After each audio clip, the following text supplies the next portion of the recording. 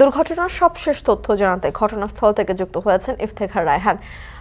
ইফতেখার, লাইনচ্যুত বগিগুলো সরাতে আর কত সময় লাগবে এবং ট্রেন চলাচল এখনো পর্যন্ত স্বাভাবিক হয়েছে কিনা কিংবা স্বাভাবিক হতে কতক্ষণ লাগতে পারে এখন পর্যন্ত কোনো তথ্য পেয়েছেন কিনা? মিম, দুর্ঘটনার পর প্রায় 8.5 ঘন্টা কিন্তু পেরিয়ে গেছে। এখন পর্যন্ত কিন্তু এই যে ট্রেন দুটির যে লাইনচ্যুত বগিগুলো রয়েছে সেগুলো কিন্তু সবগুলো এখন পর্যন্ত উদ্ধার করা সম্ভব হয়নি। এখন পর্যন্ত আমরা যেটি দেখতে পেয়েছি যে মাত্র একটি যে তেলের যে ওয়াগনটি রয়েছে সেখান থেকে 5টি ওয়াগনের মধ্যে একটি ওয়াগন উদ্ধার করে পার্শ্ববর্তী দিরাশ্রম রেল স্টেশনে নিয়ে যাওয়া হয়েছে। এবং যে উদ্ধারকারী ট্রেনটি এই বগিটি নিয়ে গেছে সেটি কিন্তু এখন পর্যন্ত ফিরে আসেনি। এবং এই যখন অবস্থা তখন এখানে কিন্তু যে বাকি যে আরো 10টি বগি দুটি ট্রেনের সেগুলো কিন্তু এখনো দুর্ঘটনাস্থলে লাইনচ্যুত হয়ে অবস্থায় পড়ে আছে। এবং একটি বিষয় আপনাদেরকে জানিয়ে রাখি, যেহেতু এখানে 5টি বগিতেই কিন্তু তেল রয়েছে, যেটি আসলে এখানে যারা রয়েছেন তারা বলছেন যে ডিজেল সম্ভবত এই বগিগুলোতে রয়েছে। তো সেগুলো নিরাপত্তার জন্য এখানে কিন্তু বিপুল সংখ্যক আইন শৃঙ্খলা বাহিনীর সদস্য মোতায়েন রয়েছে।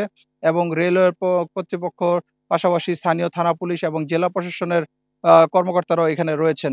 এবং তাদের সাথে আমরা কথা বলার চেষ্টা করেছিলাম যে আসলে কখন নাগাদ এই পুরোপুরি আসলে এই উদ্ধার কাজ শেষ হবে। তারা কিন্তু এখন পর্যন্ত এর কোনো সদুত্তর দিতে পারেনি। অর্থাৎ তারা বলছেন যে এটি একটি সময় সাপেক্ষ ব্যাপার। কারণ প্রত্যেকটি তেলবাহী যে ওয়াগনটি রয়েছে সেগুলোর মধ্যে কিন্তু তেল রয়েছে এবং সেগুলোকে আসলে নিরাপদে এখান থেকে সরিয়ে নিতে কিছুটা সময় লাগবে। এর পাশাপাশি যেই টাঙ্গাইল কমিউটার যে ট্রেনটি রয়েছে সেই ট্রেনের বগিগুলো যেগুলো যেই বগিগুলো আসলে লাইনচ্যুত হয়নি সেই বগিগুলো কিন্তু অন্য একটি ক্রেনের সাহায্যে, উদ্ধারকারী ট্রেনের সাহায্যে সেগুলোকে জয়দেবপুর স্টেশনে নিয়ে রাখা হয়েছে। বাকি যে লাইনচ্যুত 6টি বগি রয়েছে ইঞ্জিন সহ সেগুলো এখনো দুর্ঘটনাস্থলে রয়েছে। তো যারা রেলওয়ের কর্মকর্তারা রয়েছেন তারা কিন্তু এখানে রয়েছেন এবং এই উদ্ধার কাজ শেষ হতে বেশ সময় লাগবে এমনটি কিন্তু আসলে আমরা কিন্তু দেখতে পাচ্ছি। অর্থাৎ খুব এই মুহূর্তে কিন্তু একেবারে কিন্তু ঢিলেঢালা ভাবেই কিন্তু উদ্ধার তৎপরতা চলছে। অর্থাৎ উদ্ধার তৎপরতার যে গতি সেটি দেখে মনে হচ্ছে যে আজকে কিন্তু পুরো রাত হয়তোবা লেগে যেতে পারে এই পুরোপুরি উদ্ধার অভিযান শেষ হতে।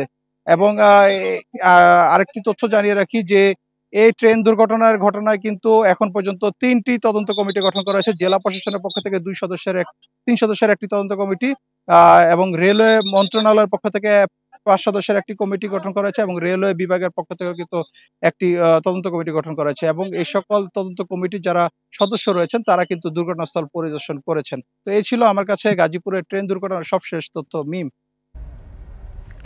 গাজীপুরের জয়দেবপুরে দুর্ঘটনাস্থল থেকে সর্বশেষ তথ্য জানাতে আমাদের সাথে যুক্ত হয়েছিলেন সহকর্মী ইফতেখার রায়হান।